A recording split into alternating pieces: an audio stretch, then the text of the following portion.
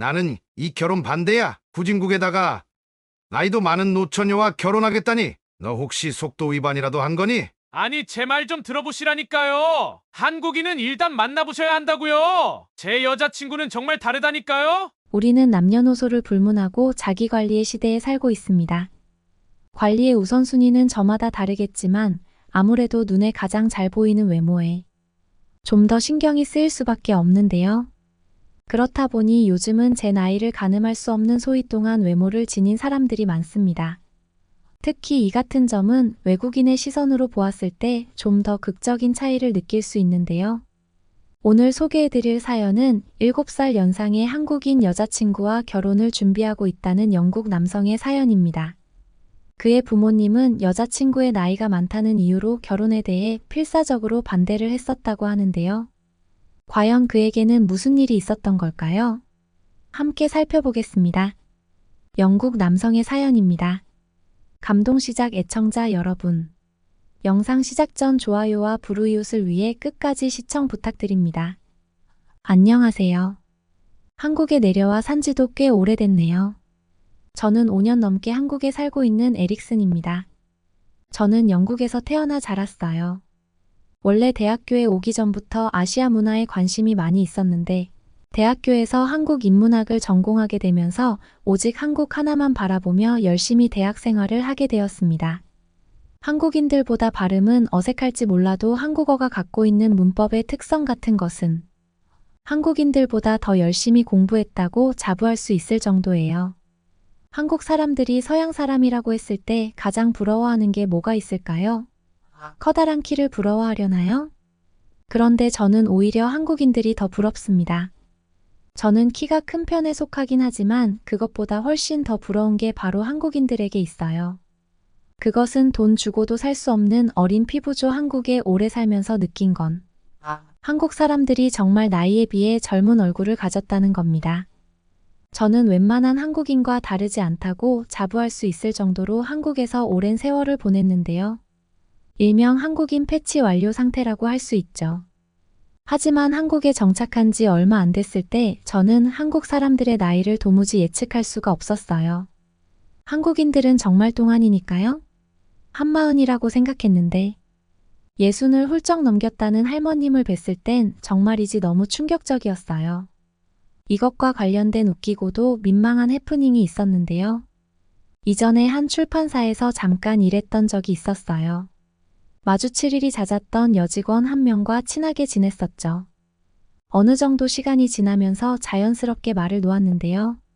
지금 보면 무례한 행동이었지만 당시 한국에 온 지 얼마 되지 않아 상호 예의범절 개념이 제대로 안 박혀 있었어요. 제가 말을 편하게 했던 이유는 당연히 그녀가 저보다 어릴 거라고 생각했거든요. 그녀 역시 제 나이가 더 많을 거라고 생각했는지 여전히 높임말을 썼고요.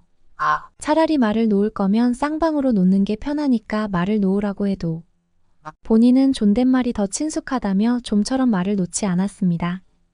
본인 의사가 그러하니 뭐 대수롭지 않게 생각하고 지냈죠. 그러다가 우리 둘이 외부 출장을 함께 나가게 됐는데요. 신분증을 제시해야 할 일이 있었어요. 그녀는 지갑에서 주민등록증 대신에 운전면허증을 꺼내었고요. 문득 한국의 운전면허증이 궁금해지더라고요. 그래서 그녀에게 허락을 구한 후 그녀의 운전면허증을 이리저리 구경했습니다. 그러다가 충격적인 걸 보게 되고 말았죠. 그것은 바로 그녀의 출생연도였습니다. 출생연도가 뭐가 문제냐고요. 저는 나이 정리가 잘못됐다는 걸 그때 깨달았거든요. 알고 보니 그녀는 저보다 3살 많은 누나였어요. 그것을 알게 된 후 전 그녀에게 엄청나게 사과했죠. 정작 그녀는 저보다 나이가 많았지만 계속해서 존댓말을 사용해왔고 오히려 나이도 어린 제가 그녀에게 계속해서 반말을 했던 상황이었던 거예요. 지금 생각해도 참 창피하죠. 이렇듯 한국 생활을 할 때 상대 얼굴과 실제 나이가 매칭되지 않아 난처했던 적이 여러 번 있었어요. 빈말이 아니라 한국인들은 실제 나이보다 10살 정도 어려 보이는 듯해요. 한국 사람들은 딱히 관리를 하지 않는다는 사람도 다 동안이더라고요. 길 가다가 담배 피우는 사람들을 보면 아직도 깜짝깜짝 놀란답니다. 정말 다들 학생 같아요. 한국에 오고 적응을 어느 정도 했을 때 집 근처 편의점에서 잠깐 아르바이트를 했었는데요. 그때도 술이나 담배를 구매하는 사람들에게 필수로 민증 검사를 했었습니다. 그땐 지금처럼 인증 검사가 필수였던 시절이 아니라 대충 보내주는 때였는데도 왜 제가 인증 검사를 했는지 아시나요? 왜냐하면 제가 한국 사람들의 얼굴을 보고 도저히 나이를 가늠할 수 없었기 때문입니다. 도저히 감이 안 오더라고요. 특히 여자들 같은 경우 정말 아기 얼굴처럼 보이는 동안이 많아서 더 어려웠어요. 예를 들면 무조건 청소년이라고 생각했는데 민증 검사를 하고 보면 다들 20대이고 심지어 30대 초반도 있었거든요. 한국 사람들의 나이 맞히기는 너무 어려운 것 같아요. 영국의 고등학생 얼굴들이 한국에선 한 20대 중후반 얼굴이에요. 그래서 그런지 한국 드라마나 영화에서 20대 후반 배우들이 10대 청소년 배역을 맡아도 그다지 어색하지 않은 것 같기도 하고요. 솔직히 저는 이런 한국인들의 동안 유전자가 부러워서 그들을 따라잡기 위해 온갖 노력을 다 해봤었는데요.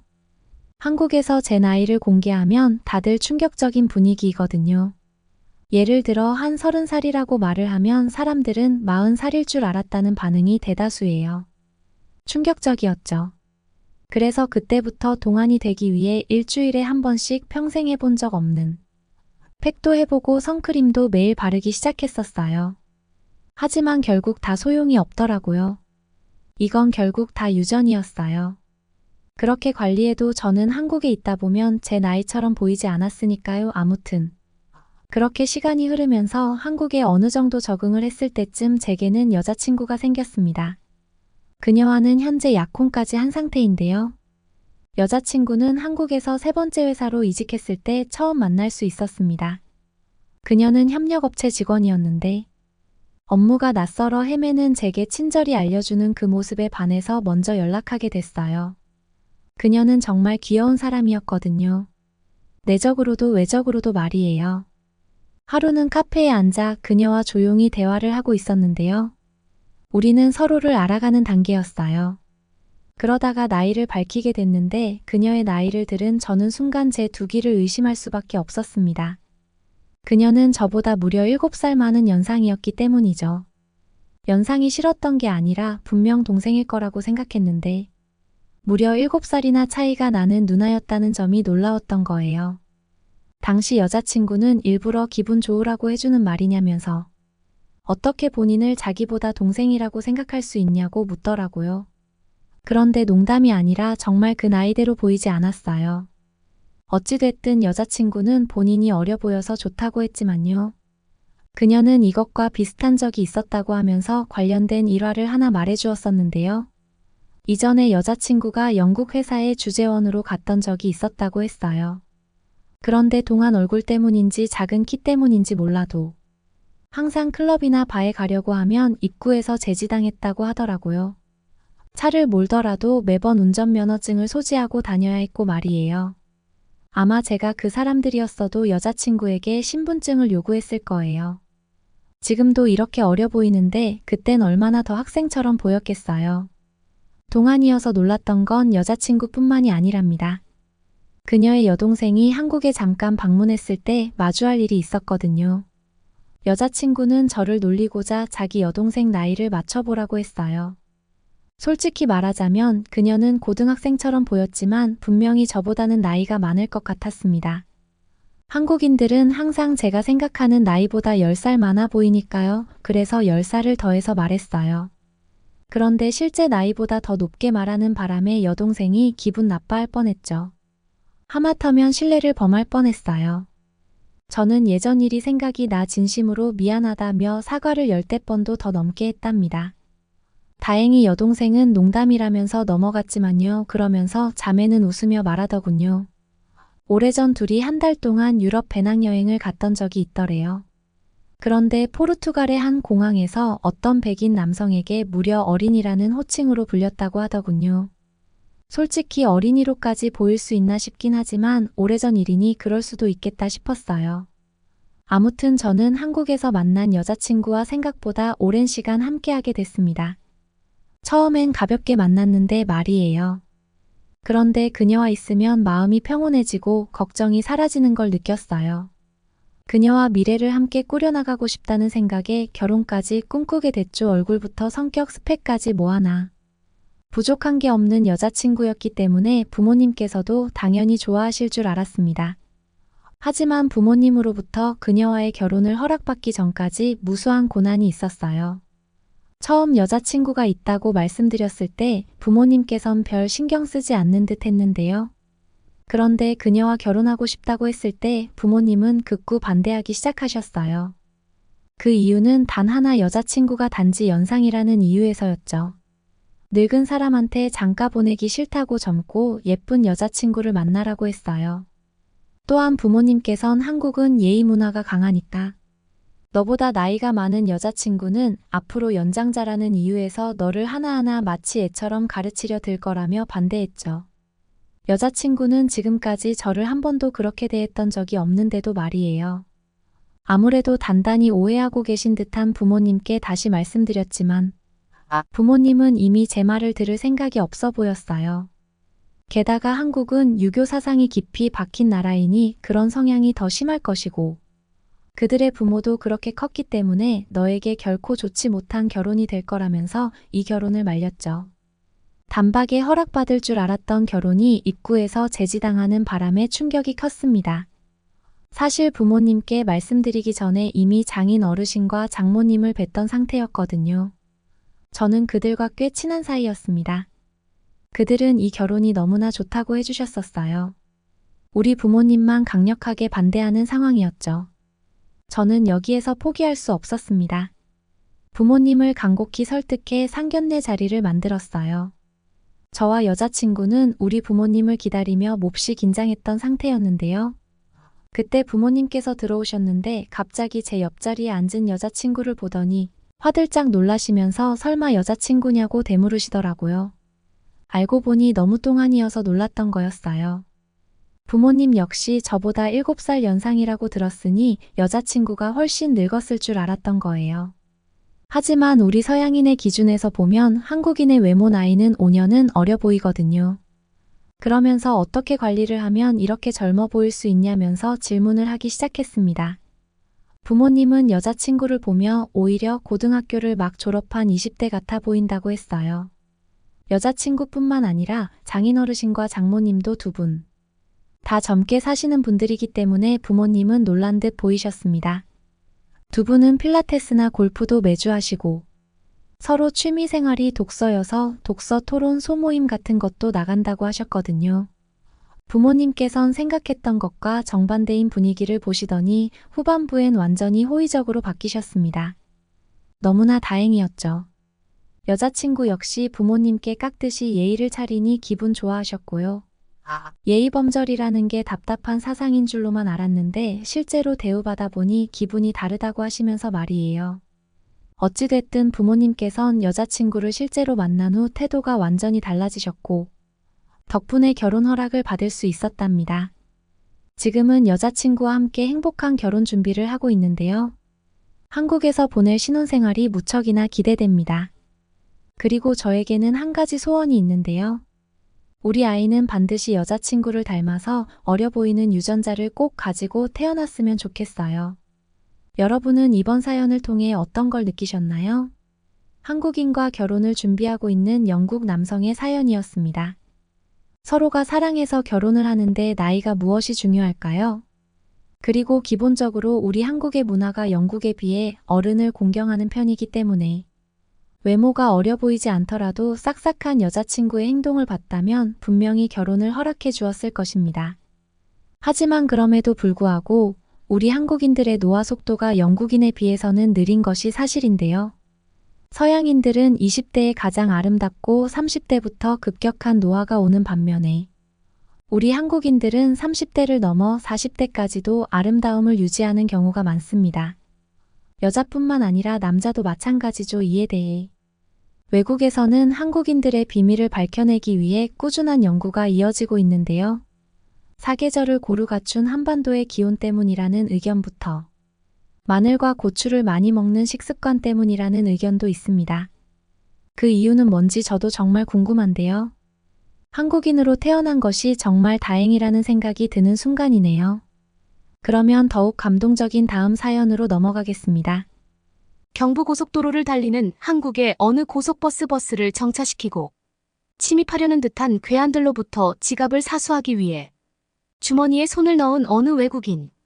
이윽고 창밖으로 보이는 충격적인 장면에 외국인은 당황한 채로 두 손 두 발을 드는데요.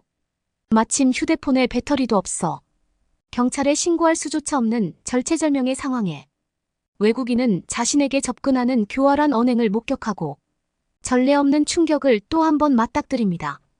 대체 이 외국인에게는 무슨 일이 벌어진 것일까요? 안녕하세요. 저는 미국에서 주부 생활을 하는 레이몬드 고메즈입니다. 일찍이 벌어진 파혼으로 인해 아들을 홀로 키우며 직장을 옮겨 다니던 저는 제 아들이 조금 더 크기 전에 좋은 추억을 남겨주고 싶어서 여행지를 알아보게 되었습니다. 요즘 아들은 항상 K-팝이나 한국을 유튜브로 검색하고 있었기에 한 차례 한국으로 여행 가려고 했지만 미국 친구들의 엄청난 만류에 한국 여행에는 제동이 걸렸었는데요. 후진국은 절대로 안 된다면서 친구들은 이웃나라인 선진국 일본에 가라고 주장했던 것이었습니다. 저와 아들은 한국이 마음에 들었지만 그런 말을 계속 들으니까 별다른 도리가 없더라고요. 사실 낯선 나라로 향하는 여행은 행선지가 어디든지 상관없었기에 아무런 생각도 없이 저희는 일본으로 향했고 도착하자마자 너무나 배가 고파 가까운 곳에 자리한 아무 생선집에나 들어가 주문을 했는데 당연하게도 사라져 있을 생선 머리가 고스란히 등장했고 제 아들은 생선 머리를 자꾸만 못 본 채 하며 사이드로 나온 반찬에만 손을 대더라고요. 저는 아들을 위해 사이드 메뉴를 조금 더 줄 수 없겠느냐고 점원에게 물었더니 그런 방침은 일본에 없다면서 나무라듯이 말했기에 저는 그만 수긍해야 했습니다. 어쩔 수 없이 생선을 1인분 더 주문하니 그제야 사이드 메뉴를 조금 더 주시더라고요. 돈이 아까웠지만 맛있게 먹는 아들을 보면서 저는 마음을 누그러뜨렸고 식사를 마친 뒤 호텔로 향했습니다. 그곳으로 향하는 일본의 골목길은 너무나도 어두웠고 분위기는 무척이나 음산했습니다. 금방이라도 날카로운 쇠붙이를 들고 다가올 것만 같은 노숙자들을 어찌저찌 피해 호텔 안으로 들어오니 아들은 금방이라도 울부짖을 것처럼 눈물을 글썽이며 하루라도 이곳에 더 있고 싶지 않다고 집으로 돌아가고 싶다고 조용히 하소연했습니다. 저는 그렇게 미국으로 돌아가려다 그래도 여행 온 김에 가까운 나라인 한국에 속는 셈치고 여행을 가기로 했는데요. 곧바로 한국으로 향하는 항공편은 무척이나 비쌌지만 그래도 아들이 더 크기 전에 한 번쯤은 제대로 된 해외여행을 가보아야 한다는 생각에 과감하게 예약을 했습니다. 그렇게 도착한 인천공항에서 저는 예상 밖에 펼쳐진 충격적인 광경에 입을 다물 수 없었습니다. 입국 심사가 10분도 걸리지 않았기에 금세 자유로워질 수 있었기 때문이었습니다. 이곳에서는 모든 절차가 수작업으로 진행되지 않고 기이하게도 디지털 시스템으로 진행되고 있었어요. 저희 미국에서는 한 번 출국할 때마다 모든 것을 수기로 확인했기에 온몸에 에너지가 전소될 때가 많았는데 이렇게 여권을 전자기기가 인식하고 간단한 사인을 끝마치는 즉시 내보내주니 미국인인 저로서는 기겁할 수밖에 없었던 것이었죠. 잠시 뒤 저희는 일본에서 먹은 사이드 음식만으로 충분히 허기가 가라앉지 않았다는 것을 인식하고 인천공항 밖으로 나와 가까운 택시를 아무거나 잡은 뒤 식당으로 향했습니다. 그러면서 보게 된 한국의 주위 경관은 미국에서는 찾아볼 수 없는 고급진 음식점으로 가득했습니다. 주변에서 하도 한국이 후진국이라고 얘기하니 당연히 저도 그런 곳이겠거니 짐작했었는데 유튜브에서만 보던 것처럼 완벽한 국가를 맞이하니 마치 복권에 당첨된 기분이었어요. 압도적인 식당의 간판들과 현란한 교통 시스템을 보면 어떤 외국인이라 해도 선진국이라는 생각을 하지 않으려야 않을 수 없을 것입니다. 저는 그 음식점 중에 하나를 고민하는 즐거움을 마음껏 누리고 싶었으나 너무나도 배고프다며 배꼽시계를 재촉하는 아들의 입김 탓에 가까운 한식집 아무 데나에 들어가게 되었고 맥도날드보다도 가파르게 등장한 한식은 저를 한 차례 또 당황하게 했는데요. 잡채는 물론이고 비빔밥과 불고기는 너무나도 맛있으면서 감히 제 손으로 만들 수 없을 정도로 뛰어난 품질을 자랑했기 때문이었습니다. 저는 음식을 마구마구 촬영하면서 아들에게 잠시 입을 대지 말라고 했고 사진을 찍어 친구들에게 보내주었는데 모두들 한식을 한 입 먹어보고 싶다면서 당장에 혀를 휴대폰에 갖다 붙일 뻔했다고 고자질했습니다. 제 아들은 마치 며칠을 굶은 거지처럼 비빔밥을 엄청난 속도로 먹어댔는데 누가 보면 제가 아들을 학대하는 새엄마라고 오해를 할 것 같아 제 얼굴 전체에 안면 마스크를 착용하고 싶었는데 아무래도 밥을 먹어야 하기 때문에 편의점에서의 마스크 구매는 잠시 미루기로 했습니다. 그렇게 제 아들은 비빔밥을 포함한 사이드 메뉴까지 전부 흡입했고 반찬을 더 달라고 시험 삼아 요청해보니 일본에서는 결코 볼 수 없었던 인심 좋은 미소와 함께 공깃밥을 포함한 모든 반찬을 한국인 아주머니는 공짜로 제공해 주셨는데 아무래도 음식을 먹으면서 공짜는 아니겠다고 저는 확신해야만 했습니다. 왜냐하면 아무리 사이드 메뉴라고 해도 말도 안 되는 수준의 음식들이기 때문이었어요.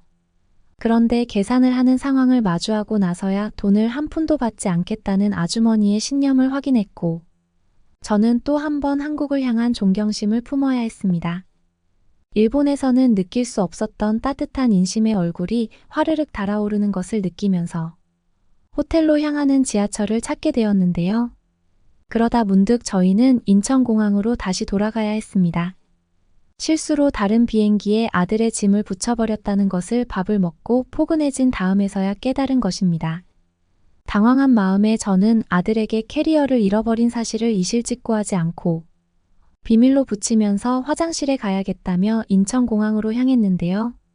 왜냐하면 아들의 캐리어에는 태어났을 때부터 꼭 안고 지냈던 아들이 아끼는 곰돌이 인형이 들어 있었기 때문이었습니다. 저희는 빠르게 일본으로 돌아가기 위해 노력했지만 이미 입국 심사까지 끝마친 상황이라 돌아가기 위해선 다음 항공편을 기다려야 했기에 어떻게 마음대로 할 수 없는 답답한 환경에 저는 주저앉은 채로 울음을 터뜨렸습니다. 아들은 자꾸만 제 옆에서 화장실은 저기 있다며 혹시 안구에 습기라도 찼냐고 계속해서 몰아붙였지만 저는 한마디도 내비칠 수 없었습니다. 그러는데 한국인 승무원이 다가오더니 무슨 도움이 필요하냐면서 저에게 질문했는데요. 저는 망연자실한 표정으로 아들의 캐리어를 분실한 것에 대해 설명해 주었지만 그 어떤 기대도 사실상 할 수 없는 환경이었습니다. 그걸 승무원이 안다고 해서 대체 뭐가 달라질 수 있겠냐는 당연한 생각이 지배적이었어요. 이윽고 승무원분은 저희의 출발지였던 일본에서 우리의 비행기가 언제 이륙했는지 물었고 그 시간을 알자마자 조금만 기다리라며 어디론가 전화를 걸었습니다. 처음에 대체 무슨 장난을 치는 건가 싶었지만 친구한테 전화하는 중은 아닌 듯한 승무원의 표정을 보니 저는 조금은 기대감을 가질 수 있게 되었습니다. 그렇지만 아무래도 제 아들의 짐은 일본에서 어딘가로 보내진 것이 분명했기에 어떻게 해결해 주신다는 건지 결코 이해가 가지 않았던 부분도 있었습니다. 승무원분께서는 약 5분 뒤에 마침 일본에서 현장 근무를 하는 한국 직원이 있다며 머지않아 아들의 짐이 어디 있는지 알아낼 수 있다고 했는데요. 잠시 뒤 놀랍게도 아들의 캐리어는 아직도 일본 공항에 남아있다고 승무원분은 말했습니다. 충격적이게도 짐의 주인이 누군지 확실치 않아 공항에 보류된 채로 아들의 캐리어는 남겨져 있던 것이었습니다. 저희는 통화 한 번으로 모든 문제를 해결하는 인천공항의 시스템에 정말로 기가 막힐 노릇이었고 제 아들에게 그제서야 곰돌이 인형이 일본에 있다는 것을 말해줄 수 있었습니다. 아들은 그게 정말이냐며 화를 내듯이 물었지만 곧 모든 문제가 해결되기 직전이라는 것을 알려주니 아들은 화를 억눌렀고 오히려 아들 자신이 잘못했다면서 일본으로 가지 말자고 애초에 말할 걸 그랬다면서 눈물을 흘렸습니다. 아들이 우는 모습을 보고 본인의 캐리어가 다시는 돌려받을 수 없는 상황이 되었다고 이해했다고 짐작했는지 한국인 승무원께서는 캐리어를 얼마 안 가 받을 수 있다고 계속해서 제 아들을 달래주기에 급급했고 저는 한국인 승무원에게 그런 뜻이 아니라 한국에 대해 잘못 생각한 자기 자신을 반성하는 시간을 가지고 있다고 설명해야 했습니다. 한국인 승무원은 그제야 그런 거냐며 놀라듯이 말했고 주제를 돌리고 싶었는지 한국 공항에서는 모든 돌발 상황에 대한 매뉴얼이 체계적으로 마련되어 있어 그 어떤 상황에 당면한다 해도 최대한 빠르게 대처할 수 있다고 강조하셨습니다. 이어서 승무원분께서는 한국에 도착하는 일본의 다음 비행기에 아들의 캐리어를 실어 달라고 부탁했으니 약 30분 뒤면 곰돌이 인형과 아들이 상봉할 수 있을 거라고 안심시켜 주었고, 저는 말도 안 되게 신속한 인천공항의 시스템에 혀를 다시 내두를 수밖에 없었습니다. 그렇게 일본에서 출발한 비행기가 도착했고, 제 아들은 캐리어를 보자마자 그것을 열어 제끼며 곰돌이 인형을 껴안을 수밖에 없었습니다. 정말 미안하다고 아들은 중얼거리기 시작했는데, 자세히 들어보니 애초에 일본에 가지 말자고 떼를 쓸 걸 그랬다고 말하고 있었습니다.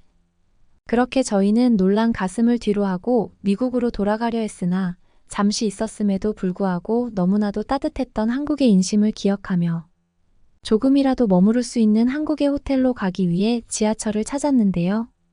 아들은 자기가 캐리어를 기다리면서 한국의 무언가를 인터넷으로 찾아보았다며 우리는 꼭 부산에 가야 한다고 강조했습니다.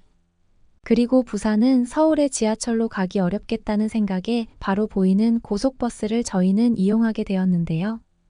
고속버스 터미널은 그리 멀지 않은 곳에 있었고 모든 인프라가 집약되어 있는 한국의 놀라운 시스템에 또 한 번 저희는 존경의 눈빛을 가져야 했습니다. 저희 미국에서는 워싱턴 밖으로 조금만 나가도 병원도 없고 아무것도 없어서 문화생활이라고는 전혀 즐길 수가 없기에 이런 기술력과 시스템을 보고 당연하게도 감탄할 수밖에 없는 것이었습니다. 친구들의 말 맞다나 한국은 후진국이겠다고는 생각하고 있었는데 이렇게까지 발전한 나라가 어떻게 있을 수 있는지 이해할 수 없게 된 현실을 보며 지금 내가 꿈을 꾸고 있는지 저는 착각해야 했습니다. 아들과 함께 올라탄 고속버스 안에서는 저와 같은 외국인들을 위해 한국어뿐 아니라 다개국어의 방송이 흘러나오고 있었는데요. 저희 미국에서는 이런 식으로 방송을 해주지 않고 그냥 영어만을 방송했는데 그럼에도 불구하고 음질이 영 좋지 않아 내릴 곳을 놓칠 때가 많았지만 한국에서는 깨끗한 발음과 음질로 그것도 여러 언어로 방송되고 있어 내릴 곳을 제대로 놓칠 수 없을 것만 같았습니다. 저희는 한국인의 따뜻한 배려심에 한 차례의 감동을 받으며 친구들에게 그 사실을 알려주려고 했는데 갑자기 고속버스가 멈추는 것이 아니겠습니까? 미국에서 달리는 고속버스가 이런 식으로 멈추는 경우는 딱 하나였기에 저희는 미국 전역을 숨죽이게 했던 끔찍한 범죄를 떠올리며 유서를 작성해야 하나 잠시 고민했습니다. 그러다가 저는 지갑을 꾹 움켜쥐었고 어떤 상황이 전개되고 있는지 창밖을 바라보니 정말로 충격적인 상황이 벌어지고 있었습니다. 한국인들이 모두 실성했는지 웃음을 머금은 채 버스에서 내리고 있었고 대체 무슨 일인가 싶어 한국인들을 따라 웃지는 않고 저희 역시 버스에서 내렸는데요. 한국인들은 도로 한복판에 놓여있는 엄청나게 복잡해 보이는 건물로 향하고 있었고 그 건물의 맨 꼭대기에는 영어로 휴게소라고 적혀 있었습니다. 한국인들은 뿔뿔이 흩어져 간식을 사거나 화장실로 향했기에 어이없는 현실에 갑작스럽게 안도감이 들게 된 저는 긴장이 풀려서인지 소변이 마려웠고 화장실로 곧장 향했습니다. 화장실 안에는 말도 안 되는 광경이 놓여 있었습니다.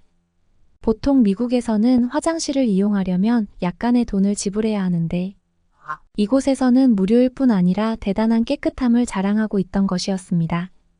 이것만 보더라도 엄청난 선진국이라는 면모가 확연했기에 저는 친구들에게 한국행을 왜 저지했냐면서 나중에 추궁할 궁리를 끝냈고 어쩌면 우리가 행복하게 여행하는 것을 막기 위한 장치를 친구들이 구사했는지 의심해야 했습니다. 그러면서 둘러본 휴게소의 식당은 따끈따끈하고 푸짐한 음식들로 도배되어 있었고 진정 이곳이 선진국이라는 생각을 하며 회오리 감자를 하나 사 먹었습니다. 저는 고속버스에 올라타 휴대폰으로 찍은 회오리 감자를 친구들에게 자랑해 주려 촬영을 하려는데 배터리가 너무 없다는 소식을 접하게 되면서 촬영이 좌절되자 가방에 있던 충전기를 잠시 꺼내고 한참을 멍 때린 뒤에야 한국인에게 물어보았습니다. 여기 있는 콘센트에 충전하려면 대체 얼마를 지불해야 하냐고 묻자 친절한 한국인분은 씩 웃으면서 이곳에서는 무료로 마음껏 충전할 수 있다고 해주었습니다.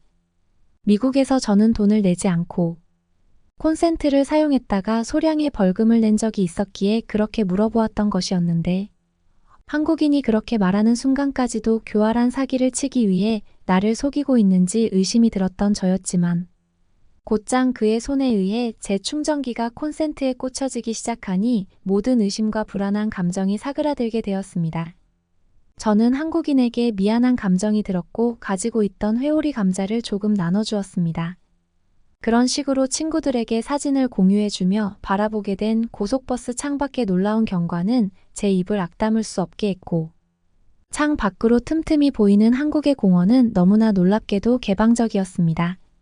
미국에서는 범죄가 공원에서 하도 들끓다 보니 범죄자들의 비밀 기지를 애초에 말살시키자면서 공원 자체를 아예 없애버리거나 축소시키는 추세인데, 이와 달리 한국은 완전히 개방된 공원을 소유하고 있던 것이었습니다. 그렇게 한국의 공원에 대해 추가적으로 검색해보니 놀라운 사실을 더 알 수 있었습니다. 한국 공원에는 쥐가 전혀 없다는 것이었는데요. 미국에서는 조그마한 공원에도 찔끔찔끔 돌아다니는 수십 마리의 쥐가 수두룩한데, 이곳에서는 쥐가 하나도 없다고 하니 감히 놀라지 않을 수가 없었습니다. 고속버스에서 내린 저와 아들은 약 20분 뒤에 숙소에 도착할 수 있었고, 아들을 보면서 어떻게 말해야 될지 알 수 없었는데요. 아무래도 사기를 당한 것이 확실해서였습니다. 왜냐하면 도착한 곳이 호텔이라고는 말할 수 없이 너무나도 조그맣고 낙후된 건물이 자리하고 있었기 때문이었습니다. 그 순간 건물에서 젊은 여성분이 나오시더니 아들과 저를 보고는 뜬금없이 들어오라고 했고, 저와 아들은 당황하면서 그 여성분이 말하는 말을 들어야 했습니다. 가끔 외국인들이 착각을 하고 들어오지 않는 경우가 있는데 딱 봐도 예약한 외국인인 것 같았다는 것이 그 내용이었습니다. 볼품없어 보이던 외관과 달리 건물의 내부는 돌을 깎아 만든 쉼터의 대리석으로 만들어진 카운터까지 있었고, 모든 자재들이 고급스러워 보이고 있었습니다. 한국인 여성분은 바로 이곳이 한국의 전통 호텔인 한옥이라고 얘기하며 다른 호텔의 편리성에 비하면 부족하지만 장기간 머물기에는 이보다 더 좋은 곳이 없을 거라며 내부를 안내해 주셨습니다. 저는 나무였던 외관과 달리 대리석으로 만들어진 내부의 품격을 보면서 은은하게 느껴지는 한옥의 향기에 마음이 편해지기 시작했고, 그렇게 들어가게 된 방 안에서 아래에서부터 올라오는 따뜻한 온기와 함께 살랑살랑 움직이는 커튼 사이로 쏟아지는 햇살을 마음껏 만끽하며 침대에 누우려 했는데요. 한옥의 주인분은 발을 따뜻하게 하는 온돌에 대해 알고 있었냐고 물어보았는데, 저는 아들의 설명으로 인해 한국에는 그런 난방 방식이 주로 사용된다는 것을 알고 있었다고 답했고, 온돌이라는 난방 방식은 미국의 히터보다도 효과적이고 경제적이며 건강에도 좋은 방식이 맞지 않느냐고 덧붙였습니다. 그렇게 저희는 약 2주 동안 한국의 문화를 체험하며 흥미로운 시간을 보낼 수 있었고, 제가 보내준 사진을 바라본 제 친구들은 당장 휴가철에 한국으로 향하는 비행기를 모두 예약했다면서 방방 뛰고 놀라워했습니다. 그 후로 인천공항에서 멀어지는 한국을 보면서 저희는 눈물을 흘렸고, 지내면 지낼수록 신기한 게 참 많은 나라였다는 생각과 함께 미국으로 돌아가면 친구들뿐 아니라 동네 사람들에게도 한국을 알리고 싶은 마음을 양껏 느낄 수 있었습니다. 여러분들은 제가 한국에서 어떤 것을 주변 사람들에게 추천하면 좋을지 댓글로 부탁드립니다. 그러면 더욱 재미있는 다음 사연으로 넘어가겠습니다. 강남 근처의 한식당 불고기를 먹으며 맛이 이상하다고 좋지 않은 표정을 짓는 외국인 학생. 이내 믿을 수 없다는 함성과 함께 얼굴이 새파랗게 질리며 외국인은 포크를 떨어뜨리고 기침을 해댑니다. 그렇게 바닥에 널브러진 외국인에게 대체 무슨 일이 벌어진 것일까요? 안녕하세요. 저는 프랑스에서 아기를 키우는 애엄마 몽테슈 파르티에입니다. 이번에 저는 애아빠가 휴가를 맞이해서 해외여행이나 한번 빠르게 다녀오려고 계획을 세웠습니다. 저희 프랑스에는 워낙에 자연이 많아 울퉁불퉁한 산속에서 동물들과 어우러지다 보니 최신 기술에 뒤떨어져 있는 느낌이 너무 심해서 해외여행을 언제 한번 제대로 된 선진국으로 다녀오고 싶었어요. 그래서 애 아빠에게 선진국인 한국에 다녀오자고 요청했습니다. 저번에 호주에 한번 가봤었는데 여행 첫날부터 저에게 권투 신청을 하는 캥거루를 보면서 어째서 호주에 왔을까? 하는 생각에 너무나도 힘들더라고요. 프랑스랑 다를 것 없이 호주에는 자연이 너무나도 많았고, 나무에서 코알라가 저에게 침을 뱉는 광경은 정말 겪어보지 않았으면 말도 마세요. 제 아들은 땅바닥에 기어다니는 뱀을 보고 갑자기 구토를 해댔고, 저는 아무렇지 않게 나뭇가지로 뱀을 쫓아냈지만, 나중에 보니 머리통이 세모여서 잘못했으면 그대로 비명 행사했을 거라는 사실을 접하고 얼마나 가슴이 졸였는지 모르겠습니다. 재미로 놀러간 해외여행에서 골로 갈 뻔했던 것이었죠. 그런데 소문으로 들은 한국은 우리 프랑스처럼 영어를 잘하면서 굉장히 발달된 국가라고 하니 당연히 가보고 싶다는 생각이 들었는데요. 하지만 애 아빠는 죽어도 한국은 안 된다고 딱 잘라 말했기에 저는 울부짖으면서 발악해야 했답니다. 애 아빠는 차라리 동양으로 갈 거면 무조건 중국에 가자면서 세계의 경제대국은 어느 나라도 아닌 중국이라고 딱 잘라 말했습니다. 저는 중국보다 한국이 더 좋다고 했지만 애 아빠는 제 말을 귓등으로도 듣지 않았기에 저희는 어쩔 수 없이 난생 처음으로 중국으로 여행을 떠났는데요.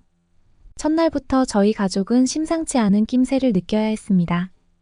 중국에서는 공공 화장실이 거의 없었고 있다고 해도 꼬랑내가 지속적으로 올라와 구토를 유발했으며 소량의 돈을 매번 지불해야 했기에 저희는 화장실에 가고 싶을 때마다 더러운 꼴을 당하기 싫어서 애써 참았던 것이었습니다. 저희는 너무 이해가 안 돼요. 어째서 화장실에 들어가는 것까지 돈을 받느냐고 화장실 앞에 앉아있는 중국인에게 물어보았지만 로마에 왔으면 로마법을 따르라며 화장실을 이용하기 싫으면 기저귀를 차라는 허무맹랑한 조언을 들어야 했습니다. 저희는 말도 안 되는 중국인의 말에 어떻게 반박할 수가 없어 소량의 돈을 지불하고 화장실을 이용했고 이동하는 와중에 골목 근처에서 몸을 웅크린 채 볼일을 보는 중국인과 눈이 마주쳐야 했습니다.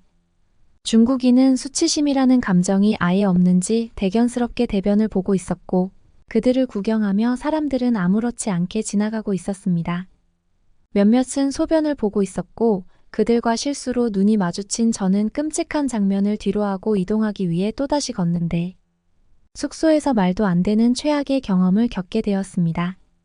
주위에 있는 중국인들은 너무나도 개걸스럽게 음식을 먹어댔고 중국어 특유의 발음 때문인지 굉장히 시끄러웠으며 계단을 우당탕탕 뛰어다니는 바람에 침대에서도 항상 심각한 소음에 시달려야 했습니다. 그런 일이 흔한 일인지 그 어떤 중국인도 여기에 대해 문제 제기를 하지 않았고 저는 여기서 더 이상 숨을 쉴 수 없다는 생각에 애초에 먼지도 너무 많아 실제로도 숨을 쉴 수 없었기에 남편에게 삿대질을 했고 하루라도 이곳에 더 있으면 내가 중국인이다라는 표현을 하면서 남편을 협박했습니다. 저의 무지막지한 요구에 어쩔 수 없이 남편은 프랑스로 향하기 위해 짐을 싸고 그러면서도 저는 왜 옆나라인 선진국인 한국을 두고 이곳에 와서 날 생고생시켰느냐고 남편에게 따지듯이 물었는데 그럼 그 선진국이 얼마나 대단한지 한번 가보자고 얘기하는 발언에 저는 입을 다물어야 했습니다. 저희는 원래 프랑스로 향하려고 했지만 어쩔 수 없이 인천공항으로 향했고 비행기에서 내려 숙소로 이동하는 와중에 타게 된 지하철에서 저와 남편은 서로 눈을 마주치면서 비명을 질러야 했습니다. 지하철에서는 영어로 된 안내 방송이 나오고 있었던 것이었습니다. 중국에서는 항상 중국말만 나와서 내려야 하는 역에 대해 집중하지 않거나 생각하고 있지 않으면 다른 역에 내리기 십상이었는데 한국에서는 영어로 방송이 나오니 전혀 집중하지 않아도 되어 배려받는 느낌이 들었던 것이었습니다.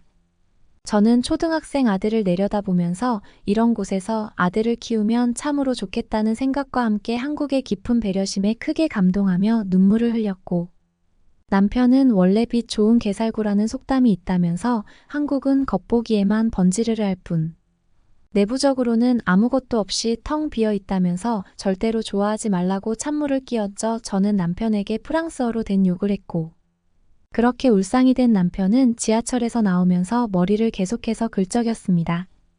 저희는 강남 거리를 돌아다니게 되었는데 늦은 시각임에도 불구하고 길목마다 가로등이 배치되어 있어 심각하게 놀라야 했는데요. 프랑스에서는 오후 9시가 넘으면 모든 거리가 깜깜해져서 강도들이 날뛰기에 안성맞춤인데 이렇게 밝은 한국을 보니 절대로 강도 같은 일이 발생할 수 없을 것 같다고 확신할 수 있어 저희는 조국을 부끄러워해야 했던 것입니다. 저는 남편에게 아직도 한국이 후진국이라고 생각하는지 물어보았으나 아직까지도 남편은 무엇이 꺼림칙한 것인지 절대로 고개를 끄덕이지 않았습니다.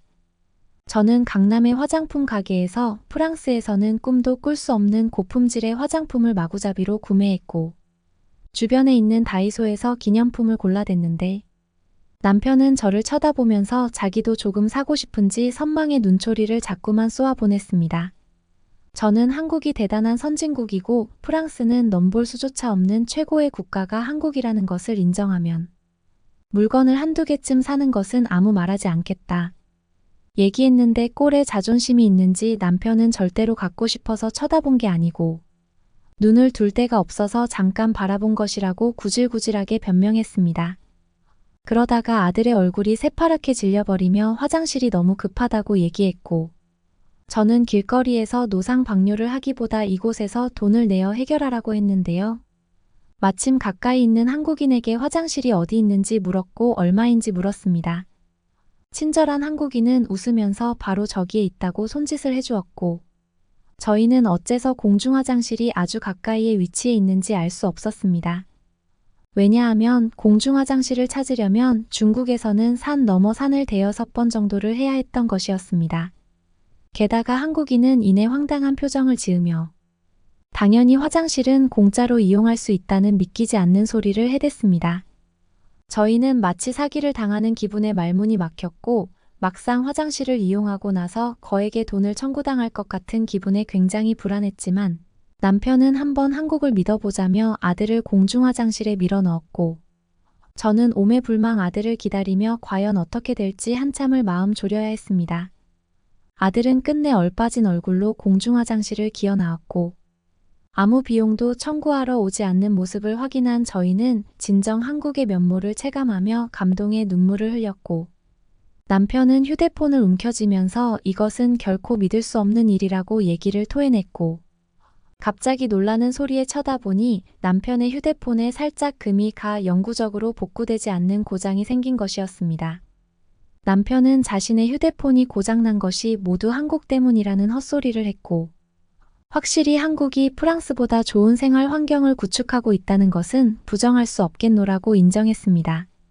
저는 언제부터 한국을 그렇게 좋게 생각했는지 남편에게 물어보았는데 사실 남편은 인천공항에 내리면서부터 그런 생각을 가질 수 있었다고 드디어 고백했습니다. 길거리로 나온 저희는 어떤 가게 앞에 놓여있는 엄청난 택배 더미를 만지작대는 아들을 볼 수 있었는데요. 저는 절대 그런 거 만지지 말라고 아들에게 얘기했고 혹시나 불법적인 일과 관련된 거라면 큰일 난다고 얘기했지만 아들은 한국말을 학교에서 약간 배웠는지 그런 것이 전혀 아니라면서 오히려 이것은 식재료라고 했습니다. 마침 식당에서 그 상자들을 나르고 있었기에 곧바로 저희는 이것들이 채소와 고기 등 신선한 음식의 재료라는 것을 알아차릴 수 있었습니다. 저희는 간단한 대화를 통해 매일매일 정시에 신선한 재료가 도착하는 한국 식당의 시스템의 놀라움을 뼈저리게 느낄 수 있었고 프랑스의 식당을 떠올려야 했습니다.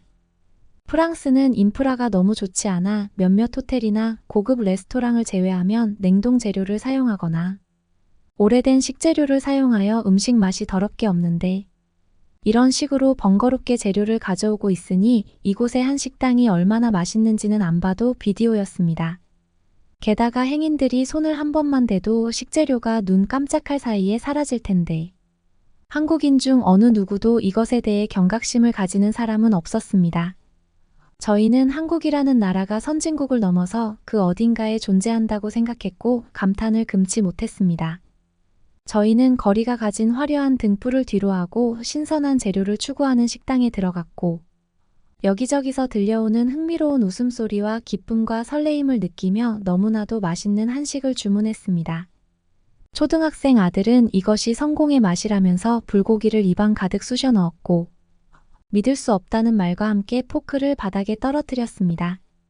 아들은 계속해서 불고기를 입안에 쑤셔 넣으면서 숨이 막힌다고 얘기했고 그러면서도 계속 한국은 최고라고 얘기했는데 저는 너무 심하게 불고기를 집어넣는 아들의 기세에 조금 위험하다는 생각이 들었지만 그래도 별일 없겠지 하고 치부하고 있었는데 갑자기 캑캑거리면서 아들의 얼굴이 너무나도 새파래지는 게 아니겠습니까?